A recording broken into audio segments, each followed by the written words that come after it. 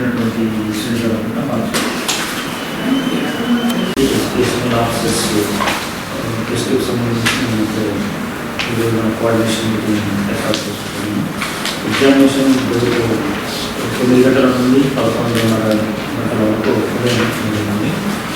దీనికి సంబంధించి ఇప్పటికే మనం 3 సెంటర్లు ఐడెంటిఫై చేయడం జరిగింది.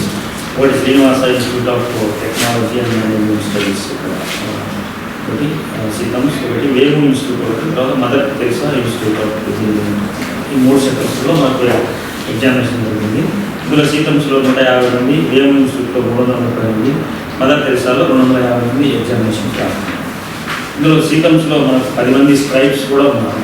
ఈ స్క్రైబ్స్కు సంబంధించి ఏర్పాట్లకు కూడా మనకి దానికి సంబంధించి లైజన్ ఆఫీసర్స్ జరిగింది. తర్వాత కోఆర్డినేషన్ సంబంధించింది ఆల్ డిపార్ట్మెంట్స్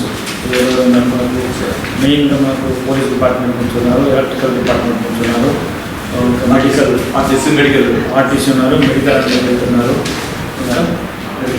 మెడికల్ ఆర్టీసీ ఉన్నారు. మెయిన్ కోఆర్డినేషన్ సంబంధించి డిపార్ట్మెంట్ వాళ్ళు కూడా ఉన్నారు. కాబట్టి ఇప్పుడు మనకు జరగబోయేటువంటి ఎగ్జామినేషన్ సెంటర్లో ఉదయం క్యాండిడేట్స్ అందరూ కూడా 7 గంటల నుంచి 8:30 లోపు మాత్రమే సెంటర్ చేసుకోవాలి. నిమిషం ఆలస్యం కూడా అక్కడ ఎంట్రీ అనేటువంటిది ఉండదు.